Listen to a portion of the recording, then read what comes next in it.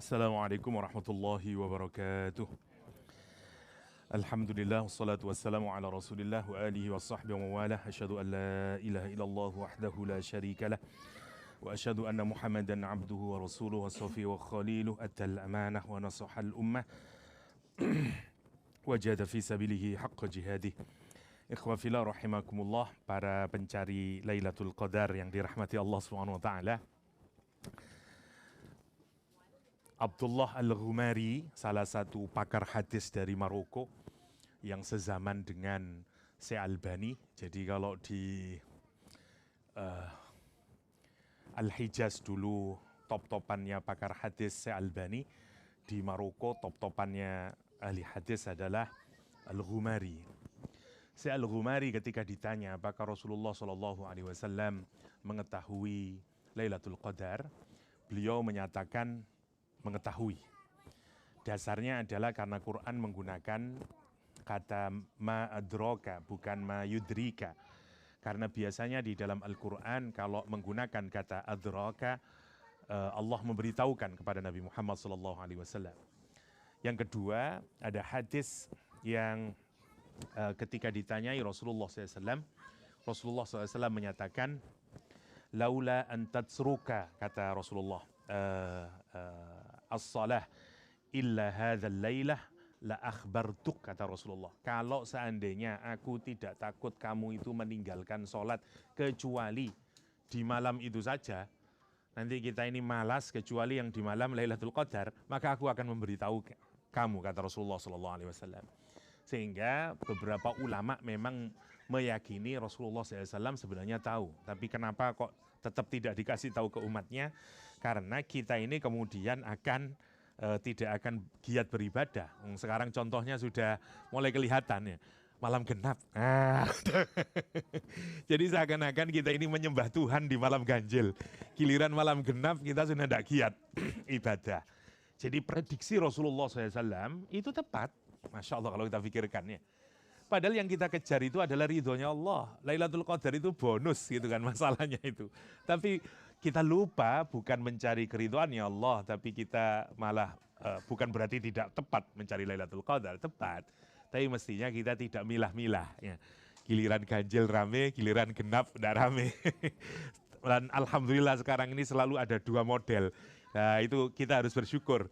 Karena jangan-jangan sekarang ganjil dan jangan-jangan sekarang genap. Masya Allah.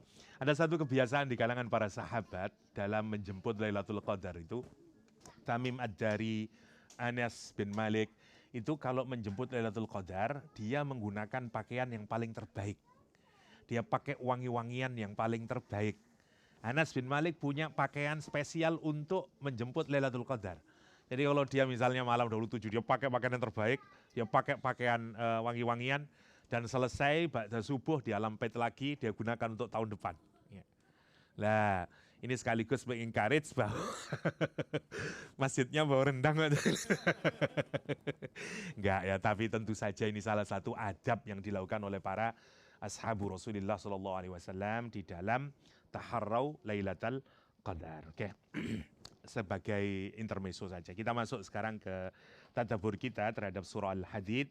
Insyaallah malam hari ini kita menyelesaikan ayat ke-2 sampai ayat ke-6 masih di tema besar tentang ma'rifatullah. Ya, baru besok kemudian kita membicarakan tentang kaitan antara iman dan infak. Ya, oke. Bismillahirrahmanirrahim.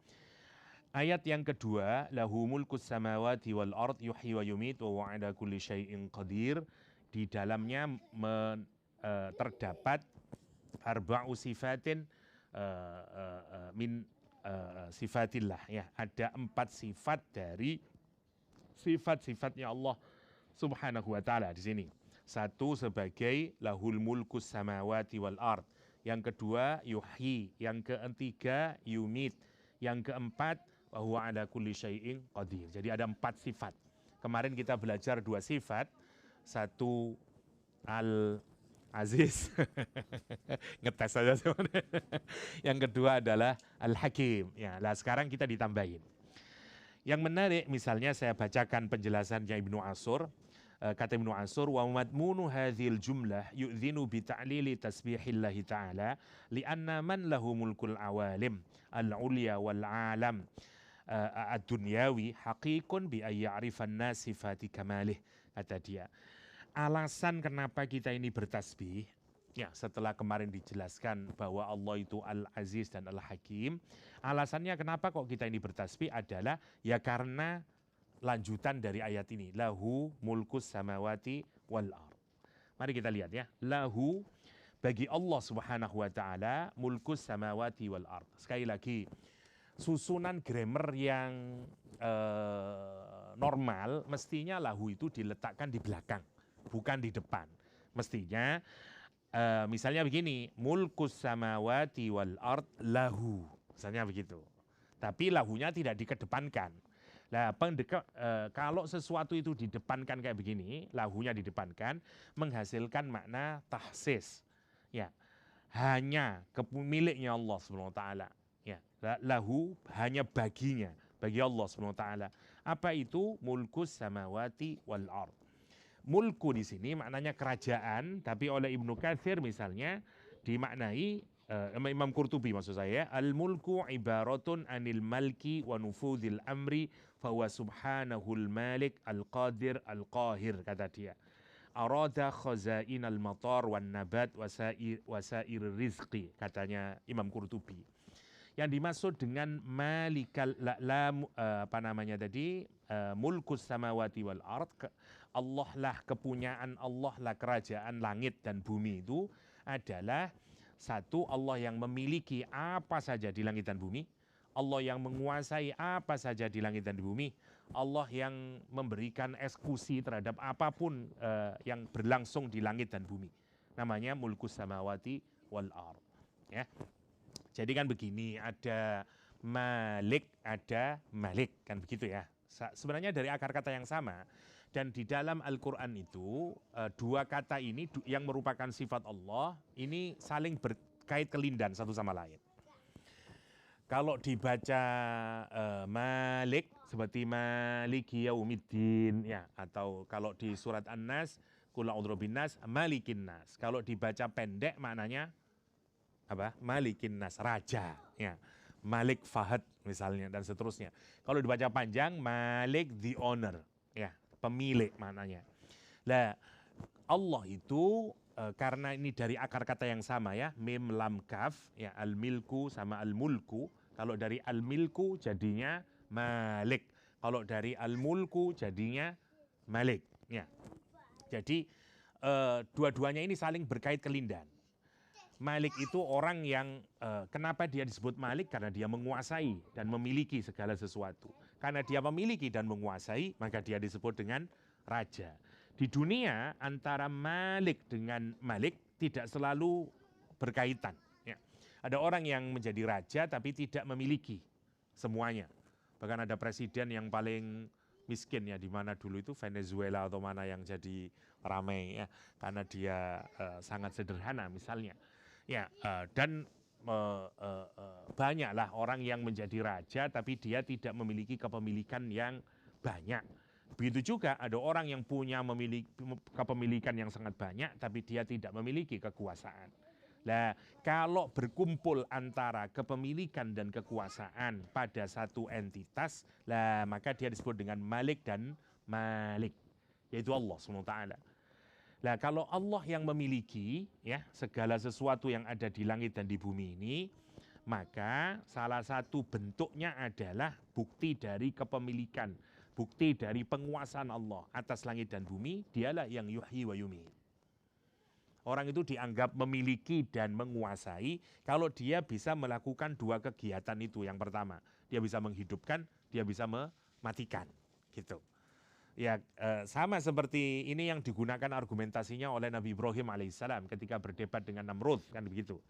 Namrud menyatakan bahwa kenapa kamu kok tidak mempercayai saya sebagai Tuhan? Karena kata Nabi Ibrahim, Tuhanku itu bisa mematikan dan bisa menghidupkan. Tuhanku itu yuhyi wa yumit. Itulah yang kenapa Namrud kemudian menyatakan kalau cuma yuhyi wa yumit, aku juga bisa, kata dia. Makanya dia mengambil tawanan atau orang dari penjara dan kemudian satu dibunuh oleh Namrud, yang satu dibiarkan saja, tapi kemudian kata Namrud, saya ana uhyi wa umit, kata dia. Aku juga bisa menghidupkan dan juga mematikan. Baru Nabi Ibrahim memberikan argumentasi berikutnya, kata Nabi Ibrahim alaihissalam, sesungguhnya Tuhanku bisa menggerakkan matahari dari timur ke barat. Ya, sebenarnya ini pertanyaan apa? Pertanyaan tentang lahu mulkus samawati wal ard. Ya, karena itu ketika dikatakan itu dia tidak bisa berargumentasi, makanya dia marah, makanya kehormatannya menjadi jatuh, dan orang kalau kalah debat dan kehormatannya jatuh di hadapan banyak orang, maka dia akan menggunakan kekuasaannya. Itu yang dilakukan oleh Namrud, makanya kemudian Nabi Ibrahim dibakar. Karena dia kalah dalam debat, public debate. Ya. Itu yang dilakukan oleh Nabi Ibrahim. Karena Nabi Ibrahim adalah pendebat yang sangat ulung, gambarannya di dalam Al-Quranul Karim. Ya. Sama, Nabi Ibrahim sebenarnya menggunakan argumentasi sebagaimana yang ada di ayat ini. Bahwa yuhyi wa yumit itu hanyalah salah satu bukti dari mulkus samawati wal ard. Gitu. Ya, bukti dari Malik dan Maliknya Allah SWT. Ya. Tapi bukan berarti yuhyi wa yumit itu menjadi batasan dari Al-Malik sama Malik gitu. Oke. Nah, berkenaan dengan menghidupkan dan mematikan ini menarik ya, karena itu nanti debatnya menjadi sangat panjang, bagaimana dokter yang mematikan orang yang dinyatakan secara medis dia sudah mati, ya, euthanasia misalnya, dan seterusnya dan seterusnya. Karena tidak boleh, atau ibu-ibu yang tidak mau hamil dan kemudian menggugurkan anaknya misalnya, itu juga bagian dari penjelasan yuhyi wa yumit. Kenapa dilarang? Ya karena hak untuk mengambil nyawa ya atau hidup itu ada pada Allah semata-mata. Karena ada tahsisnya tadi, lahunya diawalkan. Dia tidak boleh lahu mulkus samawati wal ard. Dan salah satu implikasi dari lahu mulkus samawati wal ard adalah yuhyi wa yumit. Ini penting untuk kita lagi-lagi dalami, karena nanti kalau kita ini mendapatkan musibah berupa kematian, entah anak kita, entah orang tua kita juga akan lebih mudah untuk bertasbih kepada Allah SWT. Kenapa? Karena kita menyadari bahwa hak untuk hidup sama hak untuk mati itu semuanya ada pada tangannya Allah SWT. Kalau enggak, kita ini enggak keluar-keluar dari musibah itu. Ya, misalnya, kenapa anaknya yang meninggal padahal dia masih muda dan seterusnya dan seterusnya. Sementara saya yang sudah misalnya lebih berumur kok masih diberikan usia panjang oleh Allah SWT. Itu tidak akan pernah berhenti, kemudian orang menyesali, sedih dan seterusnya. Salah satu yang membuat kita kemudian selesai dengan persoalan itu adalah kalau kita mentadaburi yuhyi wa yumit. Sifat Allah al-muhyi sama al-mumit. Al-mumit. Ini penting ya. Hatta Rasulullah SAW. Ya. Rasulullah misalnya memiliki seorang putra bernama Ibrahim dari Maria Al-Qibtiyah, ya, orang Mesir itu. Begitu Ibrahim meninggal dunia, usia Ibrahim itu 6 bulan seingat saya. Jadi dia sudah dipanggil oleh Allah SWT, tidak hidup lama, dia cuma 6 bulan terus meninggal. Padahal Rasul sangat senang. Bayangkan, Rasul ada kebiasaan orang Arab itu kalau punya bayi kecil itu punya inang susunya. Ya. Maka sama sebagaimana Nabi Ibrahim alaihissalam, Rasulullah SAW juga memberikan ibu susu kepada Ibrahim, ya, putranya, yaitu seorang perempuan dari suku Awali di Madinah sana. Nah, Rasul itu bahkan pergi ke sana untuk menengok Nabi Ibrahim, ya, bahkan ada Nabi Ibrahim untuk menengok Ibrahim maksud saya, ya. Jadi bahkan suaminya dari si perempuan ini adalah pegawai kalau kita tukang besi, ya. Sehingga begitu Nabi ke sana rumahnya penuh asap karena dia pandai besi, ya. Sehingga kemudian Rasul mengambilnya dan kemudian mencium Ibrahim yang masih kecil itu, terkenal. Nah, begitu Rasulullah SAW, begitu Ibrahim meninggal, orang-orang Madinah saat itu menyatakan karena kemudian terjadi gerhana berbarengan dengan meninggalnya Ibrahim, orang-orang menyatakan inna syamsa kasafat haznan ala mauti Ibrahim, kata dia. Ini matahari ini sekarang menjadi gerhana karena sedih atas kematian Ibrahim.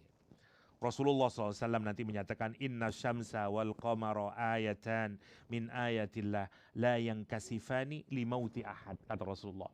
Sesungguhnya matahari dan rembulan itu dua ayat Allah Subhanahu wa taala yang dia tidak akan menjadi gerhana karena kematian seseorang. Yang menarik, banyak muhaddisin menyatakan memang kalau Rasulullah sedih, langit itu juga akan punya efeknya. Tetapi ini tidak boleh dikaitkan oleh Rasulullah SAW. Ya.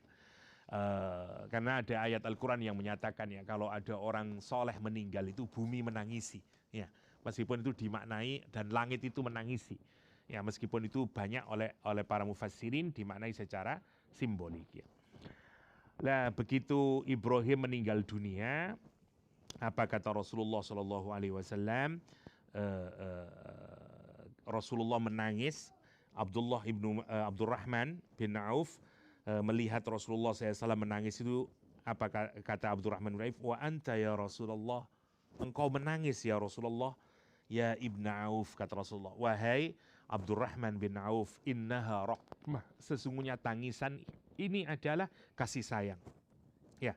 Kemudian Rasulullah mengikuti dengan kalimat innal ain tadma' wal qalb yahzan wa la naqulu illa ma yurdi rabbana wa inna la fariqika ya Ibrahim la mahzunun, kata Rasulullah SAW.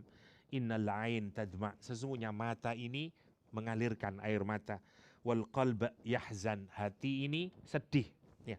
Wala naqulu, tapi aku tidak berkata illa ma yurdi rabbana, tapi aku tidak berkata apapun kecuali yang diridhoi oleh Allah SWT. Wa inna, dan sungguh perpisahan denganmu ya Ibrahim, wahai Ibrahim, la mahzunun, sungguh amat sangat menyedihkan.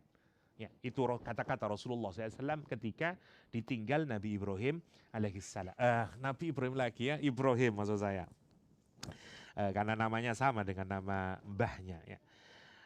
Ini juga penting karena kalau kita bisa begitu, insya Allah kalau kita ini memakrifai Allah sebagai Al-Muhyi dan Al-Mumit, kalaulah kita ini nanti dapat musibah, kematian dan seterusnya, itu ringan rasanya. Meskipun mungkin sedih, tapi tidak terlampau lama.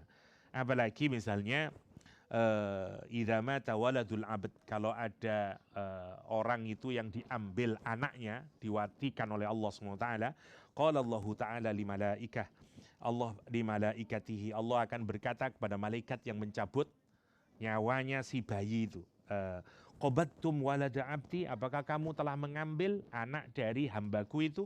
Fayaquluna na'am, malaikat berkata na'am ya Rasulullah. Fayaqulu qabattum samrata fuadihi, apakah kamu mengambil buah hatinya orang itu? Ya, fayaquluna na'am. Fayaqulu madza qala abdi, Allah kemudian berkata kepada malaikat apa yang diucapkan oleh hambaku itu. Fayaquluna, kata para malaikat, hambamu itu berkata hamidaka, dia justru membaca alhamdulillah. Yang kedua wastarja'a, dan kemudian membaca inna lillah wa inna ilaihi raji'un. Fayaqulullahu ta'ala, Allah SWT kemudian berkata ubnu li'abdi baitan fil jannah wa sammuhu baitul hamd. Ya, bangunkan untuk dia satu rumah di surga dan beri nama rumah itu dengan rumah Baitul Hamdi. Ya, rumah pujian. Masya Allah. Ya. Kenapa? Karena bisakah orang bisa begini ini? Anaknya mati terus alhamdulillah, innalillah wa inna ilaihi raji'un, kira-kira. Tidak mungkin bisa kalau dia tidak memahami dengan baik sifat Allah atau nama Allah sebagai Al-Muhyi dan Al-Mumit. Tapi kalau kita begitu, ya sama seperti putrinya seperti istrinya ayahnya Anas bin Malik. Ya, kita tahu semuanya ya. Jadi meninggallah anaknya.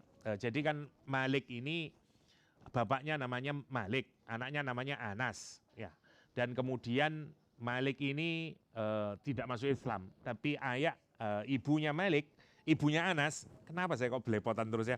Ibunya Anas itu masuk Islam.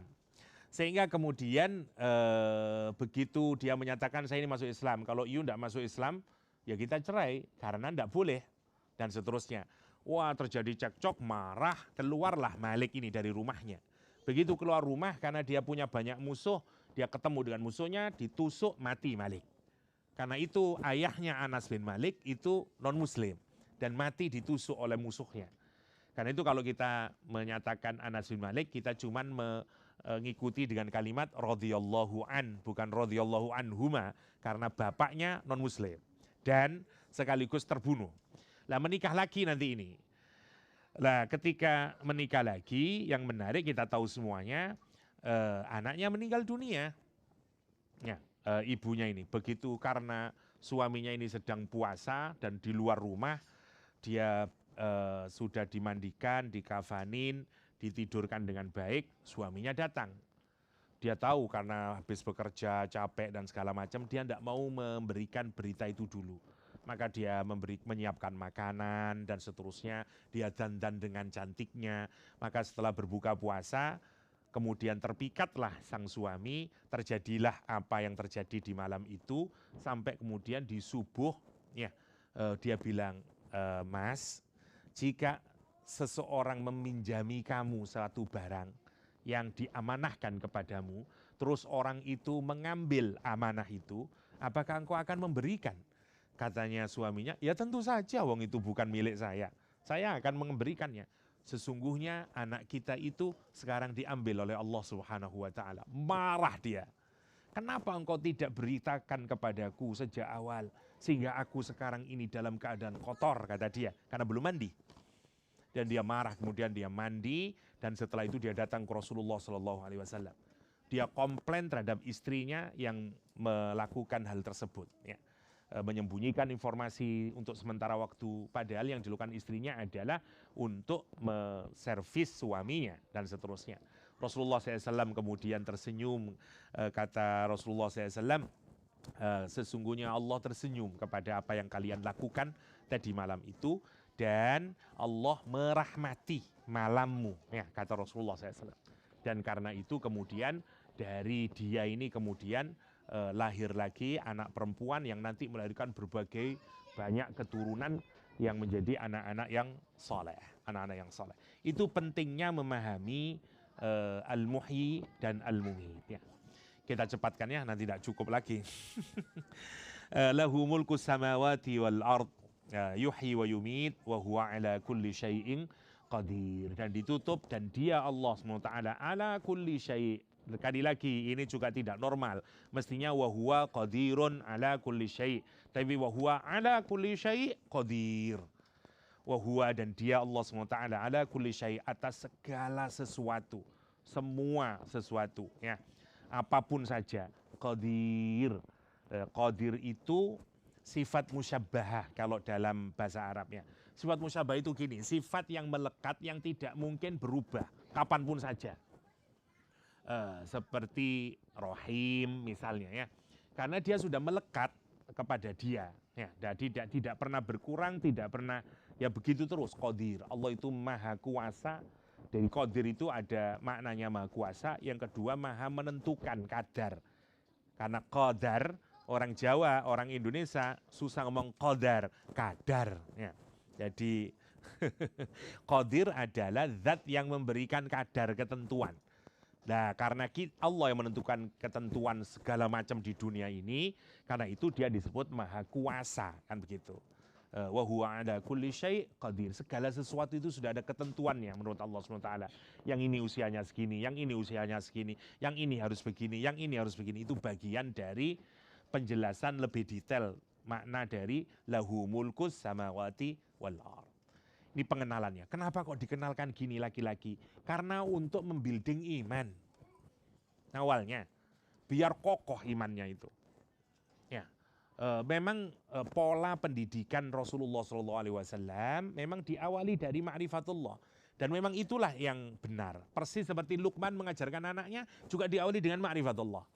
Habis ma'rifat baru nanti muqarabah. caranya Luqmanul Hakim. Sama nanti kalau kita perhatikan yang dilakukan oleh Rasulullah Shallallahu Alaihi Wasallam, termasuk juga para salaful ummah. Ya, karena apa? Karena Quran memang membimbing kita agar kita ini memiliki iman yang kuat. Start dari ma'rifatullah dulu. Ya, oke. Itu ayat yang kedua, saya anggap cukup sudah. Kita langsung sekarang masuk ke ayat ketiga. Di ayat ketiga ini ada 5 sifatnya Allah Subhanahu wa taala.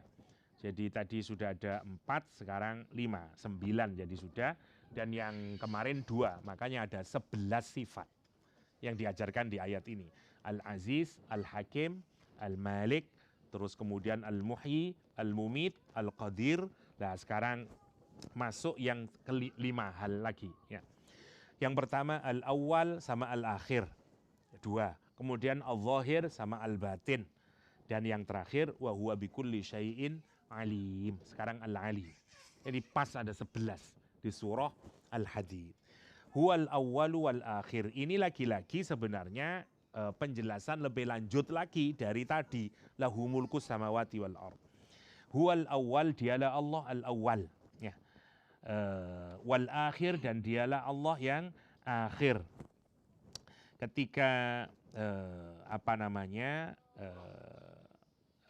Arid, ya, siapa namanya ini, Irbad bin Sariyah, ya, ditanyain berkenaan dengan hadis yang kemarin kita baca bahwa Rasulullah SAW menyatakan dalam surah-surah Al-Musabbihat ada satu ayat yang nilainya lebih utama daripada 1000 ayat, kata Rasulullah SAW. Ya. Innaha afdalu min alfi ayah, kata Rasulullah SAW. Kalau kita merujuk kepada hadisnya Irbad bin Sariyah, ayatnya adalah ayat ini. Huwal awwalu wal akhiru wal zahiru wal batin wa huwa bikulli syai'im alim. Ayat ini senilai dengan 1000 ayat. Masya Allah. Ya. Bahkan ketika Ibnu Abbas ini diriwayatkannya, Sa'altu Ibnu Abbas fakultu, kata Abu Zumail, aku berkatanya kepada Ibnu Abbas, aku kemudian berkata, ma syai'un ajiduhu fi sadri. Ya, apa sesuatu yang aku temukan di dadamu, karena di hatimu. Ya. Qala ma huwa, apakah hal tersebut? Ma syai'un qultu wallahi la atakallamu bihi. Demi Allah aku tidak akan menjelaskan. Dia akan berkata tentang hal tersebut. Faqala li asyai'un min syakkin. Apakah itu sesuatu yang kamu ragu-ragu? Katanya si Abu Zumail bertanya kepada Ibnu Abbas. Qala wa dhahika. Ibnu Abbas kemudian tersenyum. Qala ma naja min dzalika ahadun. Ibnu Abbas menyatakan tidak ada satu orang pun di dunia ini yang selamat dari prasangka atau dari kekhawatiran. Ya. Qala hatta anzalallah, sampai kemudian Allah menurunkan ayat, fa in kunta fi syakkim mimma anzalna ilaika fas'alil ladzina yaqra'una alkitab min qablik laqad ja'akal haqqu min rabbik ila akhirih, di surat Yunus. Ya. Kalau apabila engkau berada dalam keraguan terhadap apapun yang diturunkan Allah kepadamu, maka mintalah bertanyalah kepada orang-orang yang membaca Alkitab dari orang-orang sebelummu, di surat Yunus. Qala wa qala li idza wajadta fi nafsika syai'an. Kemudian Ibnu Abbas menasihati Abu Zumail, ya, jika kamu itu, kata Ibnu Abbas, dalam keraguan, ya, maka disuruh membaca ayat ini. Huwal awwalu wal akhiru wal zahiru wal batin wa huwa bikulli syai'in alim. Ini ayat yang dianjurkan oleh Ibnu Abbas dibaca saat kita ini ragu-ragu. Milih Fatimah atau milih Khadijah. Nah, wal awwalu wal akhir. Maksudnya ya yang awal sama yang akhir. Dua-duanya berarti. Nah, ini guyon aja ya. Tadi ini ayat yang diminta, yang diajarkan oleh Ibnu Abbas untuk mengusir keraguan. Ya. Wal awwalu wal akhiru wal zahiru wal batin wa huwa bikulli syai'in alim. Apa maknanya? Saya ambilkan dari Imam Bukhari yang pertama. Al-zahir ala kulli syai'in ilman. Allah disebut al-zahir karena Allah mengetahui segala sesuatu. Ya. Wal batin ala kulli syai'in ilman. Ya, dan Allah itu terhadap segala sesuatu juga mengetahui, bahkan yang zahir dan yang batin. Kalau Allah mengetahui yang tidak kelihatan, yang tidak nampak, namanya al-batin. Allah zat yang mengetahui semua yang nampak, namanya al-zahir. Mana salah satu maknanya. Ada banyak maknanya, ada 11 kepanjangan kalau saya sebutkan, bahkan lebih ya. Misalnya Ibnu Katsir menyebutkan bid'ata asyara qaulan. Ada banyak sekali ya, saya tidak ucapkan semuanya lah. Kini al-zahir itu juga menunjukkan satu-satunya realitas yang benar-benar real ya Allah SWT. Ya, kenapa? Karena semua yang ada di dunia ini sebenarnya tidak zahir karena dia dizahirkan oleh Allah Subhanahu wa taala. Karena itu Allah lah yang al-zahir. Maksudnya begini, ya, zahir itu dia selama-lamanya akan ada. Nah kita ini sekarang zahir, habis ini kita mati, kita sudah tidak zahir lagi. Karena itu kenapa disebut al-zahir? Karena Allah lah yang tidak pernah lenyap. Allah lah yang ya, benar-benar ada, karena dialah yang awal, dia yang akhir. Ya, karena itu disebut dengan al-zahir, karena dia berkaitan ya, awal, akhir, zahir, batin, dan seterusnya. Itu semuanya bermula dari Allah SWT, ya, karena kita semuanya adalah makhluk, kita ini mukawwin, Allah yang mukawwan, ya, Allah yang mukawwin, kita yang mukawwan, kebalik saya, dan seterusnya. Itu maknanya. Al-batin ya yang tersembunyi, memang kita tidak bisa melihat Allah SWT. Yang bisa kita lakukan adalah merasakan kehadirannya, melihat melalui ayat-ayatnya, kecuali nanti di surga. Ketika kita ini dikasih anugerah oleh Allah untuk bisa melihat indahnya wajahnya Allah Subhanahu wa taala. Seperti apa? Nggak bisa dideskripsikan, ya. Wujuhu yauma idzin nadhiratun ila rabbiha nadhirah.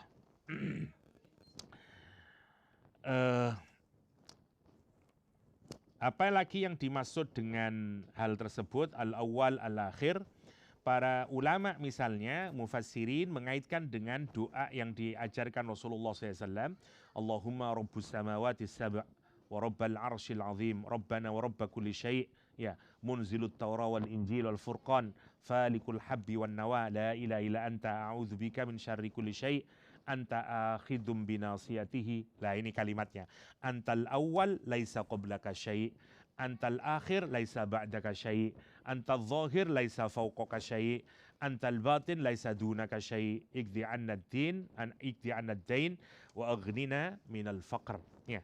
Para mufassirin kemudian mengaitkan juga dengan dua ini. Yang dimaksud dengan awal adalah Allah yang laisa qablaka syai', yang tidak ada sebelumnya. Karena Allah the originator, Allah al-fatir, Allah al-badi', ya misalnya, ya. Jadi sebelum ada apa-apa, ya ada Allah. Karena Allah lah yang al-awwal, itu maksudnya. Makanya antal awwal laisa qablaka syai', engkaulah yang paling awal, yang tidak ada sebelumnya, apapun saja sebelummu. Wa antal akhir laisa ba'daka syai', dan engkaulah yang paling akhir karena tidak ada sebelumnya. Nanti semua mati, hatta malaikat yang mencabut nyawa, semuanya mati dan tinggal Allah saja. Sebagaimana dulu kisahkan dalam Al-Quran. Allah kemudian berkata, limanil mulkul yaum. Lihat. Karena itu pertanyaannya dikaitkan dengan ayat yang nomor awal tadi, lahu mulku samawati wal ard. Limanil mulku, punya siapa sekarang kerajaan ini? Punya siapa sekarang kekuasaan ini? Punya siapa sekarang kepemilikan ini? Ya, kata Allah SWT, tidak ada satupun makhluk yang menjawab. Kenapa? Karena semua makhluk mati pada saat itu. Hancur, kullu syai'in halik pada saat itu. Nah, maka kemudian Allah menjawab sendiri sebagaimana direkam dalam Al-Quran, lillahil wahidil qahar. Ya, lillahil wahidil qahar. Itu makna al-awwal, al-zahir, al-awwal, al-akhir, al-zahir, al-batin, wa huwa bikulli syai'in alim, dan Allah atas segala sesuatu alim. Nama Allah alim, maha mengetahui, di dalam Al-Quran menggunakan 3. Ya, ada alimun, ada alam, ada alim. Jadi Allah itu alim, Allah itu alam, Allah itu alim. Ya. Jadi menarik, sama seperti Ghafir, Ghaffar, Ghafur. Tiga-tiganya nama Allah. Ya. Nah, masing-masing punya fungsi sendiri. Kalau Allah menyatakan alim, itu biasanya dirujukkan kepada kehidupan dunia ini. Ya, satu alam ini.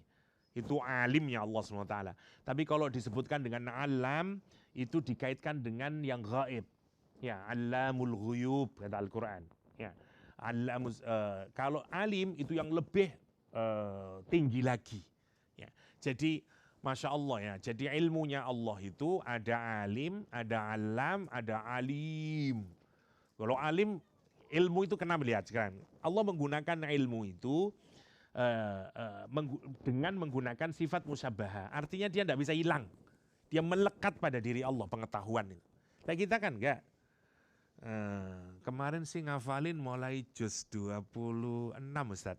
26, 27, 28, 29, 30. Terus Al-Baqarah sudah mulai juz 2 kata dia. Tapi banyak afwannya sekarang gitu. Kenapa? Karena tidak alim. Tidak alim itu. Karena kalau alim dia melekat, dia tidak akan pernah hilang dan seterusnya. Dan tidak usah mencari dan tidak usah, itu namanya alim. Ya. Bayangkan ya Allah, Masya Allah. Karena itu Quran menyatakan wa fauqa kullu dhi ilmin alim. Di atas orang yang punya ilmu ada alim. Agar kita ini punya intellectual humility kita ini. Tidak merasa tahu segala-galanya. Masih banyak orang yang lebih alim. Kalau kita mengetahui sesuatu ada orang yang lebih tahu lagi, ada orang yang lebih tahu lagi, ada orang yang lebih tahu lagi. Karena itu statementnya dalam Al-Quran, di atas orang yang memiliki ilmu ada alim, ada Allah yang maha alim bahkan. Ya, untuk agar kita ini punya punya humble, punya dan seterusnya. Itu maksudnya. Itu terakhir ya. Jadi kita sudah komplit sekarang. Ada alim, ada singkatnya. Sebenarnya saya ingin satu-satu, tapi tidak jadi kajian al-hadid, kajian asmaul husna. Ya, jadi tidak mungkin, jadi saya cepatkan saja. Oke, kita masuk berikutnya. Ayat ke-5 dan 4, 5, 6. Masih 3 ayat lagi. Walladzi, sekarang samaniyatu adillah ala tauhid fi hadhil ayah. Jadi sekarang ada 8 dalil untuk mengantarkan kita kepada tauhid. Ya, di ayat ini, di ayat ke-4 sama 5. Ada 8 ya. Oke. Menarik, kita ini kalau belajar tauhid itu antara yang diajarkan dalam teologi dengan yang diajarkan dalam Al-Qur'an memang ada sedikit perbedaan. Karena teologi itu dulu munculnya adalah ketika umat Islam itu mengambil semua filsafat dari Yunani. Kita ini kan yang mewarisi filsafat Yunani. Andai tidak ada orang Islam, ya tidak ada lagi filsafat Yunani itu. Karena yang mentranslate semua buku-bukunya, yang mempelajari semua filsafat Yunani orang Islam dulu itu. Farabi terutama yang paling kuat, karena itu dia dianggap sebagai penerus dari filsafat Yunani. Ya, yang menarik. Jadi hutang ilmu pengetahuan terhadap umat Islam itu besar sekali, karena yang meneruskan tradisi Helenisme itu orang Islam dulu. Tetapi hebatnya orang Islam itu dulu diislamisasi, bukan saja diabsorb saja, tapi kemudian dia melakukan islamisasi. Ya, sebagaimana yang dilakukan para ulama-ulama kita. Bahkan disarahi, di-explain dengan perspektif Islam. Ya, itu yang dilakukan oleh para ulama kita. Nah, karena munculnya itu berbarengan dengan giat-giatnya, boomingnya filsafat saat itu, maka kecenderungan teologi itu memang caranya agak sedikit berbeda dengan cara Quran mengajarkan tauhid gitu. Bukan berarti bukan berarti salah ya, enggak, oke. Tapi kita ngelihat, jadi kan ilmu itu muncul sesuai dengan konteksnya toh. Ya. Maka ada model Asy'ariyah, Maturidiyah dan seterusnya itu. Kalau Ibnu Taimiyah menggunakan asma sifat dan seterusnya, itu ya tidak muncul dari ruang kosong, dia muncul dari lingkungan pada saat itu. Oke. Tapi kalau kita lihat di sini sederhana sekali sebenarnya Quran menyatakan, lihat, agar orang itu sampai kepada tauhid gitu. Misalnya cara Quran yang pertama, walladzi khalaqas samawati wal ardh fi sittati ayyamin tsumma istawa 'alal 'arsy ya'lamu ma yaliju fil ardi wa ma yakhruju minha ma yanzilu minas sama'i wa ma ya'ruju fiha wa huwa ma'akum aina ma kuntum wallahu ma ta'maluna basir, kata Allah. Ya. Jadi kita ini tauhid itu kalau pakai Quran, terutama surat Al-Hadid ini ya yang kita kaji, kita ini disuruh ngelihat alam. Kalau ngelihat alam nanti, tadabbur kita akan alam, itu pasti akan mengantarkan kita kepada tauhid. Nah, ini yang hilang nanti. Kalau katanya, kalau jenengan baca buku-bukunya Sayyid Hussein Nasr, buku-bukunya Ismail Roji Faruqi, buku-bukunya siapa orang Malaysia yang sangat dihormati di Malaysia, Naqib Al-Latas misalnya, itu semuanya menunjukkan itu. Dulu orang Islam itu kalau belajar, dia sedang berusaha mengenali Allah SWT. Makanya orang itu belajar biologi, belajar kimia, belajar fisika, hatta engineering atau apapun saja. Sebenarnya kan dia sedang mempelajari ayatnya Allah SWT. Mestinya semakin dia belajar terhadap ayat-ayatnya Allah, semakin ma'rifah enggak dia kepada Allah mestinya. Semakin ma'rifah. Tapi yang menarik sekarang orang itu belajar biologi, kimia, semuanya ya. Ilmu-ilmu yang merupakan, termasuk semua ilmu sosial juga mempelajari ayat-ayatnya Allah Subhanahu wa ta'ala. Kenapa kemudian orang mempelajari ayat Allah, Allahnya dia tidak kenal? Itu kan lucu sebenarnya. Semua alam semesta ini, termasuk bahkan diri kita, ya, termasuk social world, itu semuanya adalah ayatullah, sign of Allah SWT. Nah kalau kita mendalami hal tersebut, mestinya kitalah orang yang lebih mengenal Allah SWT dibanding yang lain. Ya. Tetapi yang menarik, sekarang orang mempelajari itu semuanya justru menjadi sekuler. Justru menjadi tidak ingat Allah SWT. Ya. Lah itu yang dikeluhkan oleh siapa? Oleh orang-orang tadi ini. Oleh Nasir, oleh Faruqi, oleh Al-Latas. Kenapa kok bisa begini? Karena dulu tidak begitu wataknya ilmu pengetahuan itu. Sebelum Renaisan. Ya. Dulu wataknya ilmu tidak begitu. Wataknya ilmu itu untuk mengenali Allah Subhanahu wa ta'ala. Mau di Kristen, mau di Islam, mau di manapun. Lah ada pergeseran itu. Lah orang-orang seperti Nasr dan seterusnya itu berusaha mengembalikan lagi. Ya, yang kemudian dikenal dengan proyek Islamisasi pengetahuan. Ya, yang sampai sekarang ya, terutama digawangi kalau di Amerika Triple IT ya, yang sampai sekarang masih menggeluti dunia itu. Karena mestinya orang itu mengenal Allah. Dan kemudian kalau dia mempelajari alam ini, dia mengenal Allah SWT. Ya. Misalnya, huwallazi, dialah Allah, zat, khalaqas samawati wal ard, yang menciptakan langit dan bumi. Nah mestinya diarahkan ke sana. Sementara di dunia barat, semua diajari tentang, apa istilahnya, saya lupa, saya udah lihat kurikulumnya apa, bukan Big Bang, apa namanya istilahnya. Yang diajari mulai asal muasal alam semesta dan seterusnya itu dari Australia salah satunya itu, lupa saya namanya, dan itu harus diajarkan kepada siswa yang untuk nunjukin mulai dari awal, dan itu enggak ada Tuhan-Tuhannya memang ya, terus sampai menarik sekali sebenarnya, mulai dari awal sampai kapan muncul star, terus sampai kemudian muncul universe dan seterusnya itu ya, tapi enggak ada Tuhannya, enggak ada Tuhannya. Padahal itu adalah pintu yang paling mudah untuk mengantarkan anak-anak kita itu mengenal Allah, bertauhid kemudian dia. Ya, kapan? Ketika dia menyadari Allah sebagai Al-Khaliq yang pertama. Oke, saya tidak berpanjang ya. Fi sittati ayyam. Allah menciptakan langit dan bumi itu fi sittati ayyam, dalam 6 hari. Nah, ini biasanya yang ramai. Ya. Gini ya, ayam di dalam Al-Quran itu fleksibel sekali. Kadang-kadang benar-benar dirujukkan kepada hari sebagaimana perhitungan kita, kadang-kadang tidak. Misalnya contoh, Yaumul Qiyamah, kenapa kok enggak Lailatul Qiyamah? Lailatul Qadar, kenapa kok enggak Yaumul Qadar? Menarik. Dan ukurannya apa? Kalau kita pikirkan, kita menyebut yaum itu kan karena ada matahari. Coba enggak ada matahari, bagaimana kita menyebut yaum sama lailah? Gak bisa, ukurannya itu kan karena kita ada patokannya matahari. Seandainya enggak ada matahari, bagaimana kita mendefinisikan al-yaum? Lah padahal nanti mataharinya hancur. Kenapa kok disebut yaumul qiyamah? terus berapa rentang waktunya dan seterusnya. Nah, karena itu makna yang tepat terhadap sittati ayyam itu tidak dalam pengertian hari sebagaimana yang kita pahami. Dulu akidah zaman dahulu kala, terutama di akidah teologinya orang sebelum Islam, ya, ahlul kitab itu banyak yang menyadari ya memang 6 ini. Habis itu baru hari ke sabatnya Tuhan istirahat, karena itu tidak boleh lagi melakukan aktivitas karena kaitannya dengan sabat itu, kaitannya dengan sabat. Oke. Ada juga sekarang kalau ilmuwan modern sittati ayyam itu dikaitkan kepada proses sampai jadi alam semesta yang seperti sekarang itu. Jadi mulai Big Bang sampai jadi sekarang. Dan memang kalau kita bagi-bagi ya memang ada 6 gitu. Atau ada yang 7 ya.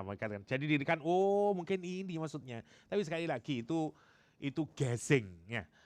Quran tidak pernah menyebutkan. Ya sudahlah, pokoknya visit tadi ayyam, ada periodisasinya. Summastawa alal ars. Lah ini yang paling ramai ini. Kemudian Allah istiwa alal aras. Oke, saya mau tunjukin ya, agak sedikit panjang sedikit lah untuk urusan ini, karena ini yang membuat perbedaan dan perpecahan di kalangan umat Islam. Istiwa alal aras.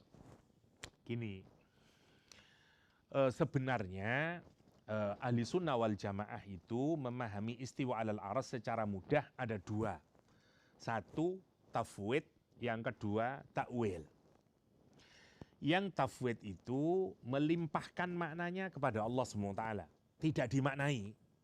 Jadi misalnya summastawa alal aras, kemudian ya Allah istiwa alal aras. Apa maknanya? Ya sudah usah dimaknai, ya wis istiwa alal aras. Ya gitu. Tidak dimaknai duduk, tidak dimaknai bersemayam. Karena kalau kita memaknai bersemayam, kita memaknai duduk, itu sebenarnya kita sudah memberikan makna gitu. Jadi tafwid itu tidak, misalnya kayak yadullah, ya tidak usah dimaknai, ya sudah yadullah gitu. Tidak usah ditanyain bagaimananya, maknanya apa, udah kita serahkan sama Allah Subhanahu wa ta'ala. Ini pemimpinnya adalah Imam Malik yang begitu itu, yang biasanya dikenal dengan metodenya disebut dengan tafwid. Karena kita kemudian melimpahkan maknanya kepada Allah SWT. Kalimat Imam Malik terkenal ya, al-istiwa ma'lumun, wal kaif majhulun, wal iman bihi wajibun, was su'al anhu bid'atun, kata Imam Malik. Ya. Jadi maknanya ya sudah maklum, sudah secara kebahasaan maklum maksudnya itu. Tetapi kalau kita kaitkan kepada Allah, menjadi ruwet, kan gitu. Sama lah, siapa yang tidak tahu maknanya yad? Semua orang tahu yad maknanya ya tangan. Tapi kalau kita kaitin sama Allah, kan jadi ruwet. Makanya kata Imam Malik sama, semua ayat-ayat yang kayak begini ini maklumun. Dia sudah diketahui makna secara bahasanya. Lah wal kaif majhulun. Tapi bagaimananya dan seterusnya itu majhul. Tidak kita pahami. Masa Allah bertangan? Padahal ada ayat yang lain yang menyatakan laisa kamislihi syai' gitu. Allah tidak sama dari makhluknya itu. Makanya al-iman bihi wajib. Iman kepadanya wajib. Tapi wasu'al anhu bid'ah. Lah ini aliran yang pertama. Ya, tadi tegas dia. Pokok urusan ayat-ayat yang sifatnya demikian dia tafwid. Dia sudah mempercayai sebagaimana adanya di dalam Al-Quran, tapi tidak memberikan pemaknaan. Ya, sudah sesuai dengan apa yang digini. Istiwa ya istiwa alal aras, sudah. Yadullah ya yadullah, sudah. Finish. Wajhullah ya wajhullah, sudah. Ya, tidak diterjemahkan, tidak itu sudah begitu. Oke, itu makna yang pertama. Yang kedua yang takwil, ya. Yang takwil itu dia memalingkan makna. Kenapa? Karena ayat-ayat begini ini dimasukkan ke dalam kategori ayat-ayat mutasyabihat. Nah, ayat-ayat mutasyabihat itu perlu dimaknai, ya, dipalingkan maknanya ke makna yang bisa difahami. Ya, jadi pilihannya memang ada 2 itu. Ini 2 mazhab ini sejak ribuan tahun itu diperbolehkan oleh mazhab ahli sunnah wal jamaah. Lah belakangan ini ada satu mazhab yang mengklaim tidak boleh ini, cuman satu doang. Nah ini yang ramai kemudian kalau kita lihat di Indonesia, karena cuman yang satu tok ini. Nah yang ini dianggap enggak. Ya, ini dianggap Asy'ariyah dan seterusnya dan seterusnya. Masya Allah ya. Misalnya Ustadz Soleh, siapa yang dari Malang pernah ke sini, bukan satunya, ada Soleh Al-Dromi, kata dia, oke lah kalau kamu memang masih menganggap mereka itu ahli sunnah, kamu tidak berani tidak mengatakan bahwa misalnya Muhammadiyah itu masuk surga, ya, NU itu masuk surga, ditantang sekalian sama ya. Jadi karena mereka adalah secara umum ya akidahnya Asy'ariyah Maturidiyah. Azhar itu institusi Islam yang tegak atas akidah Asy'ariyah Maturidiyah. IPB, India, Pakistan, Bangladesh, Maturidiyah semuanya itu. Ya. Mesir, Syria, Yaman dan seterusnya itu rata-rata Asy'ariyah. Ya, mengapa kemarin itu kok ada konferensi di Rusia, masih ingat yang konferensi Ahlussunnah wal Jamaah? Ya karena itu. Untuk menunjukkan bahwa Asy'ariyah sama Maturidiyah itu kelompok yang sudah, makanya kata siapa yang orang Amerika, Yusuf ya, Zaituna Institute, Hamya Yusuf menyatakan kok ya bisa ribuan tahun ulama itu, kata dia, yang bermadzhab Asy'ariyah itu mewariskan ilmu yang semacam ini, tiba-tiba belakangan semuanya itu dianggap salah. Apakah masa mungkin ribuan tahun ini semuanya salah dan kemudian masuk neraka semuanya, kata Hamzah Yusuf ya dalam salah satu ceramahnya. Saking mungkin kemarahan dia ya, dan seterusnya. Sekali lagi, tapi ini biasanya memang menjadi pintu masuk perpecahan di kalangan umat Islam, terutama hari ini. Ya. Menurut saya begini, bagi yang memilih tafwid, go with tafwid. Tapi ya jangan nyalain yang takwil, karena memang itu ada dibenarkan di dalam tradisi tafsir dan seterusnya. Ya. Ada banyak nanti di belakangan kalau kita misalnya tidak mau takwil, ini panjang, saya tidak mau terlampau panjang menjelaskannya, nanti terlampau kalau kita mau detail bahas ini ya sampai jam 12 nanti. Saya hanya singkat saja lah, ada bagian dua itu, istiwa alal aras ya. Yang kemudian mentakwil kira-kira apa pantasnya ini, istiwa ini, makanya biasanya dimaknai menguasai, istaula misalnya, dan seterusnya. Ya, gara-gara itu Ustadz Abdul Somad dibully oleh ustadz-ustadz yang lain gara-gara memaknai istaula ya. Ada banyak ya Allah di Indonesia Raya ini ya, dan seterusnya. Saya kira termasuk juga di belahan dunia yang lain ya, karena kemudian pintu masuk untuk membedakan antara minna wa minhum itu biasanya melalui di mana Allah. Karena kajiannya judulnya awalnya sudah itu, Ainallah, di mana Allah. Nah sebenarnya maunya ke ayat ini kemudian. Nah itu yang kemudian menjadi pembeda. Masya Allah ya. Padahal ini adalah bagian dari ikhtilaf di kalangan para ulama. Jadi boleh, misalnya ya, saya kasih contoh yang menarik dari Syekh Mutawalli Sya'rawi. Syekh Mutawalli Sya'rawi karena beliau yang adalah Syekhul Azhar ya, milih yang mana? Dia milih yang beliau ini lebih milih yang sini, yang takwil, bukan yang tafwid. Kenapa? Dia mendaftar semua kata istiwa yang ada di dalam Al-Quran dan kemudian diperinci satu-satu sama dia. Ya, nanti cari di YouTube ya, bagus sekali penjelasan Syekh Mutawalli Sya'rawi tentang istiwa alal arsy. Saya hanya bahasa Arab, tapi bagus sekali penjelasan beliau. Misalnya kata dia, saya kasih contoh satu ya, kata jadi istiwa itu dalam Al-Quran ada 12 kali ya. Kata Syekh Mutawalli Sya'rawi, dia mengawali begini caranya dia. Orang itu kalau kita bertanya tentang tempat dan kapan, itu adalah pertanyaan yang melekat kepada kejadian yang baru. Misalnya, saya ini sebelumnya tidak makan, kemudian saya makan, baru muncul pertanyaan, kapan kamu makan? Di mana kamu makan? Gitu. Jadi pertanyaan di mana dan kapan itu baru muncul setelah muncul sesuatu. Tidak mungkin tiba-tiba kita bertanya, kapan? Kapan opo? Di mana? Di mana apa? Lah begitu toh. Karena itu kata Syekh Muhammad Syarawi, itu pertanyaan untuk sesuatu yang baru. Bukan sesuatu yang qadim, yang sudah ada sudah dari sananya. Ya dah. Allah itu al-awwal. Lah kalau al-awwal ngapain bertanya kapan dan di mana? Kan gitu toh. Sama Bang Nil dulu ada di Jakarta. Lah terus saya nonton Bang Nil, loh kok di Melbourne Bang Nil? Di mana? Nah, relevan pertanyaan di mana itu. Kapan? Nah, relevan. Tapi bagi orang yang memang sejak awal di sini, lah ngapain bertanya di mana? Nah, I was born here. Ngono Bang Nil. Jadi berbeda pertanyaannya. Itu menariknya Syekh Muhammad Syarawi. Dia mulai dari pertanyaan itu dulu. Kata dia. Makanya sebenarnya tidak relevan bertanya tentang ain Allah dan seterusnya.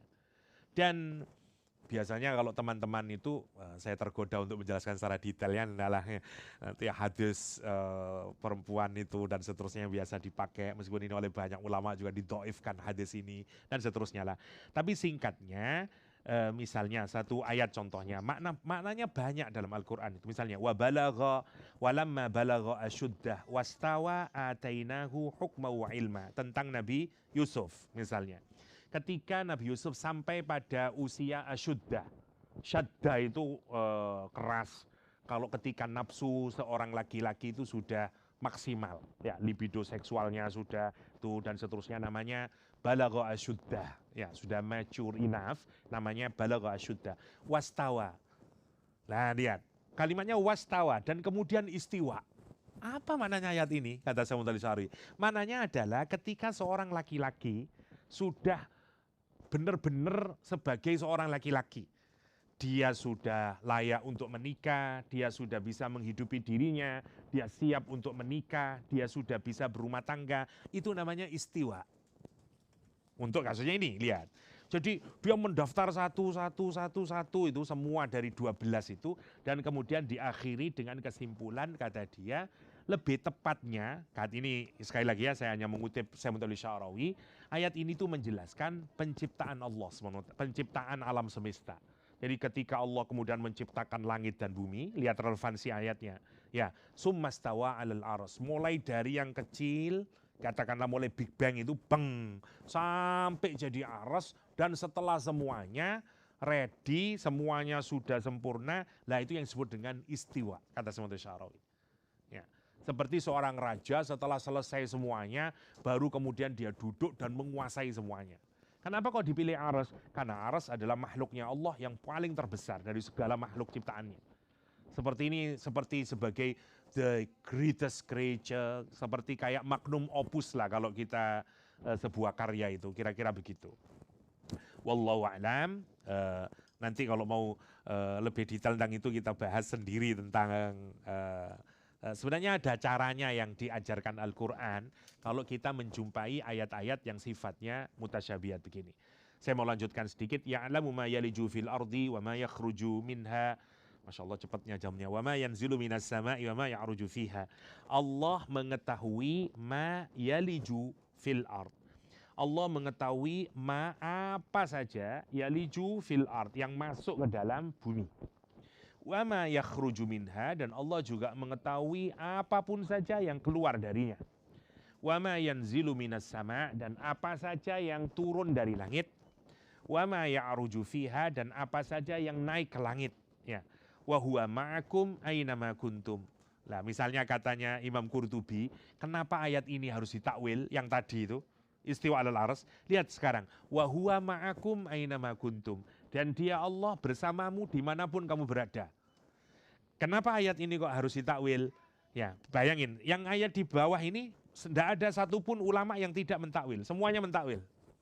Yang ini, wa huwa ma'akum aina ma kuntum. Dan misalnya salah satu takwilnya itu, maksudnya adalah penguasaannya Allah, ilmunya Allah, peliputannya Allah. Maksudnya wa huwa, masa saya bersama Allah sekarang? Apa dalilnya? Wa huwa ma'akum aina ma kuntum. Enggak, ini pasti ditakwil ayat ini. Nah ini salah satu dalilnya. Kenapa yang di bawah ditakwil, yang di atas kok tidak boleh ditakwil? Itu kata Imam Qurtubi. Jadi tidak matching, kadang-kadang kita tidak konsisten gitu. Untuk istiwa alal arsy tidak ditakwil. Sementara yang wa huwa ma'akum aina ma kuntum masih satu ayat yang sama ini, yang bawah ditakwil. Gitu. Karena itu tidak usah tukaran itu, mau yang tafwid boleh silahkan, benar itu tafwid itu, Imam Malik mazhabnya tafwid dan seterusnya. Yang mau takwil seperti imam-imam besar dari mazhab Asy'ari seperti Imam Razi dan seterusnya ya, Imam Baihaqi dan seterusnya itu boleh-boleh saja. Ya, jadi dia masih dibenarkan bagian dari akidah yang sahihah min ahli sunnah wal jamaah. Itu setidaknya dalam pikiran saya dan banyak mazhab yang diikutin ya, terutama dari ulama-ulama yang ada di Azhar, Yaman, Syria dan seterusnya. Saya cepatkan saja, yang mengetahui apa ya semuanya ya, setiap benih yang ada di dalamnya berapa, semuanya Allah mengetahuinya. Saya tidak memperpanjang. Wallahu bima ta'maluna basir, dan Allah SWT bima ta'maluna basir, terhadap segala sesuatu Allah itu basir. Ya, terhadap apapun yang kamu lakukan basir. Allah Maha mengetahui, Allah Maha melihat apa saja yang kita lakukan. Lahu mulkus samawati wal ard wa ilaihi turja'ul umur. Bagi dia mulkus samawati wal ard, kerajaan langit dan bumi, wa ilallahi turja'ul umur, dan kepada Allah dikembalikan semua urusannya, al-umur. Nanti semuanya kembali kepada Allah Subhanahu wa ta'ala. Makanya kalau orang-orang yang zalim, maksiat segala macam, Rasulullah pening kepalanya sudah, bagaimana diapain? Banyak di Al-Quran itu redaksinya kemudian menyatakan itu, biarin saja. Ya, nanti dia akan menghadap dengan saya. Ya, kata Al-Quranul Karim. Karena sudah saking parahnya di dalam bermaksiat. Ya, jadi disuruh dibiarkan oleh Al-Quranul Karim. Kenapa? Karena ada prinsip wa ilallahi turja'ul umur, wa ilallahi turja'ul umur. Oke. Dan ada banyak yang gini ya, terakhir saya lupa, mungkin juga perlu ini diberitahukan. Ada banyak orang mengalamatkan sesuatu yang bukan miliknya Asy'ariyah sama Maturidiyah. Contoh, Allah ada di mana-mana. Tidak pernah satupun ulama di Asy'ariyah dan Maturidiyah yang mengatakan begitu. Kecuali ya televisi. Ya, Tuhan ada di mana-mana. Nah, dan seterusnya. Tidak ada satupun ulama itu. Tapi biasanya ini dipakai untuk alat mukul. Ya, Masya Allah. Ada, saya tidak nyebutin nama lah. Gak enak saya. Masya Allah. Dengan gaya yang merendahkan ulama-ulama Asy'ari. Tuhan itu ada di mana-mana. Masa ada di situ, ada di situ, ada di WC, ada di situ gitu. Cara dia menjelekkan itu. Nah, tentu ini bikin konfrontasi. Yang sebelah sana ya tentu kebakaran. Ya, ngajak tempur yuk gitu akhirnya ya.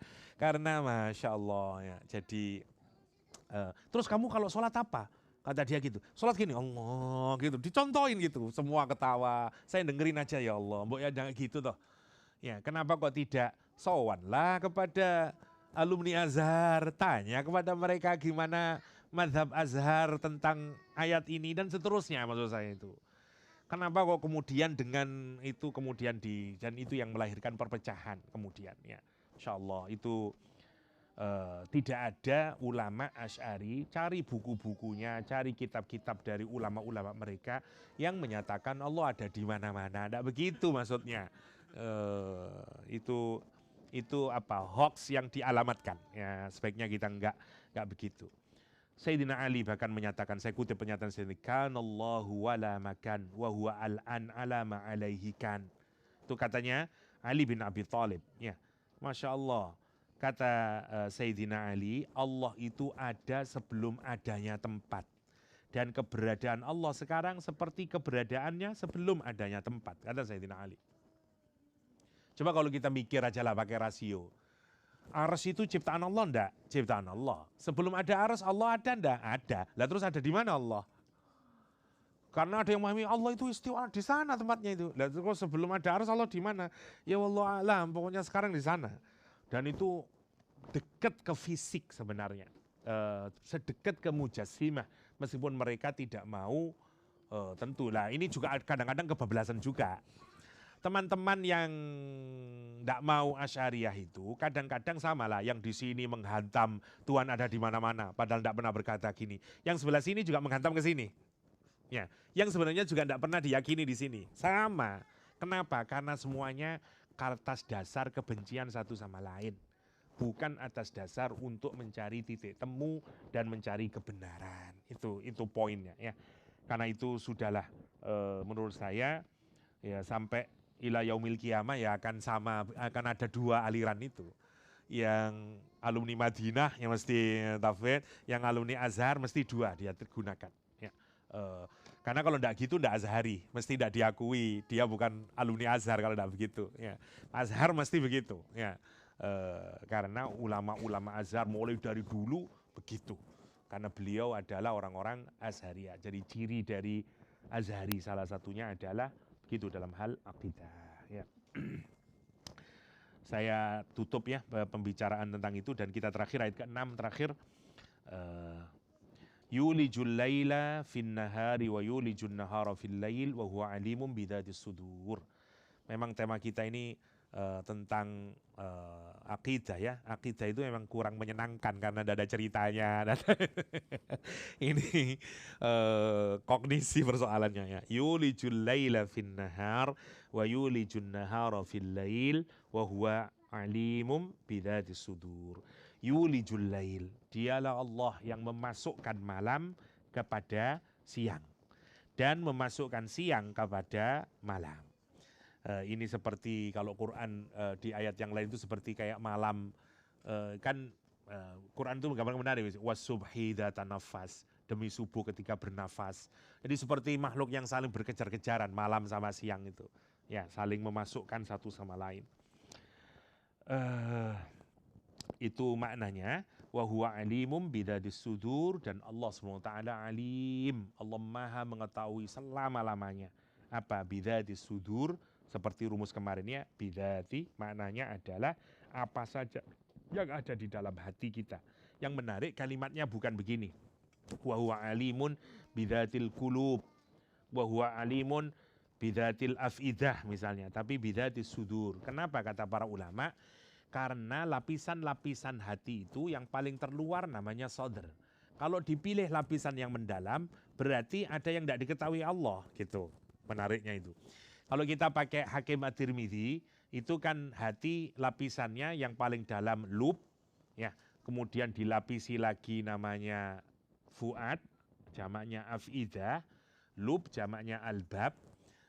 Lapisan berikutnya yang ketiga adalah qalbun, jamaknya kulub. Lapisan yang terakhir namanya sodrun, jamaknya sudur. Ya. Karena itu Quran menyatakan Allah mengetahui sudur. Kenapa? Karena kalau yang sudur diketahui, semuanya diketahui. Karena kalau menggunakan wallahu alimum bidzatil qulub, berarti sodr tidak diketahui, gitu. Itu menariknya Quran. Karena itu dikasih sodr. Ya.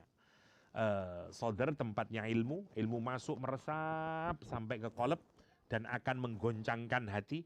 Iya apa enggak ya, iya apa enggak ya. Karena itu disebut dengan qalb. Kalau nanti masuk terlampau dalam ke fuad, sudah biasanya sudah jadi satu saja sifatnya saya lakukan. Sudah tidak ada lagi, tidak binary hasilnya bukan dua lagi, sudah satu saja. Nah kalau sampai di albab sudah makin kuat, dia tidak akan pernah bergeser. Jadi informasi itu begitu rumusnya dalam agama itu. Kalau kita belajar sesuatu itu, kita ngaji atau apapun, masuknya di mana pertama? Di sodr. Ya. Karena itu Quran menyatakan misalnya peribahasa yang umum kita ketahui, al-ilmu fis sudur. Ya. Ilmu itu ada di dalam sudur. Maksudnya ilmu pengetahuan itu masuk ke sudur. Nanti pengetahuan ini kalau diresapi, didalami, masuknya ke qalb. Di qalb dia fluctuate kemudian. Ya. Dia fluctuate iya atau enggak, diresapi, didalami. Nanti masuk lagi, misalnya ketika Ashabul Kahfi itu goncang hatinya, dia mau menyerahkan atau enggak, mau stand up terus kepada kebenaran atau menyerah kepada kerajaan. Kalimatnya Quran, warobatna ala kulubihim, kata Al-Quran. Bukan warobatna ala sudurihim, itu yang menarik. Kenapa? Karena yang fluctuate itu hati, kolbun. Yang waduh guncang ini karena ibunya menemui, bapaknya menemui dia, pamannya, semua orang-orang. Sudahlah kamu mengalah saja sama raja, kalau enggak kamu dibunuh loh, kamu begini, goncang hatinya itu. Antara tetap sabat dalam kebenaran atau dia menyerah. Ya, Allah disitulah kemudian menyatakan warobabna, kami ikat kencang erat-erat. Robitoh ya, itu diikat erat-erat. Warobatna, kami ikat keras-keras.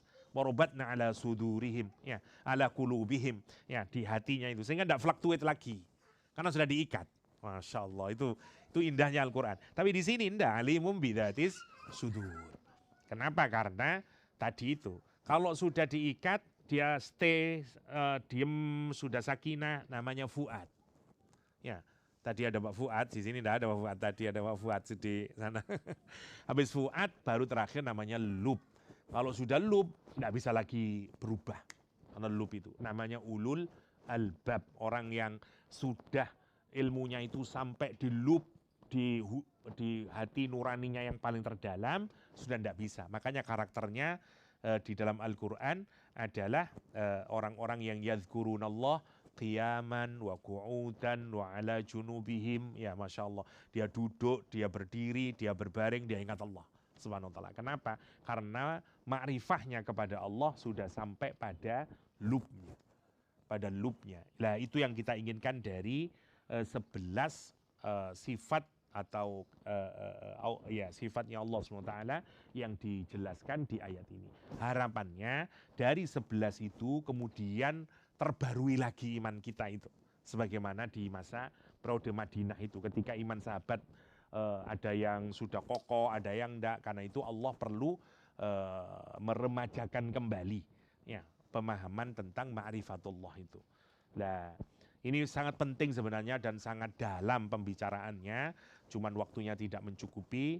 Saya kira cukup sebegitu saja, nanti didetailkan sendiri ya 11 hal itu, dan itu bisa diurut sebenarnya nanti sebagai pengajaran tauhid. Kalau kita mau kokoh anak-anak kita tentang ma'rifatullah, 11 ayat itu diikuti polanya, kenapa kok dari Al-Aziz dulu, terus ke Al-Hakim, terus itu dan seterusnya. Pasti itu bisa, bagi seorang guru nanti bisa diturunkan itu. Oh berarti pola pendidikan tauhid itu polanya begini dan seterusnya. Pakai surah Al-Hadid, ada 11 step itu untuk mengajarkan anak sampai punya kesadaran ketuhanan yang baik. Kira-kira begitu ya. Sayangnya kita tidak cukup banyak mengelaborasi, waktunya tidak mencukupkan. Saya kira itu saya kembalikan lagi. Yeah. Jazakallah khair Ustaz. Ya, ilmunya yang luar biasa ya. Tiap hari, tiap malam kita pasti menemukan sesuatu yang kita tidak ketahui padahal kita sudah membacanya dan menghafalnya. Masya Allah.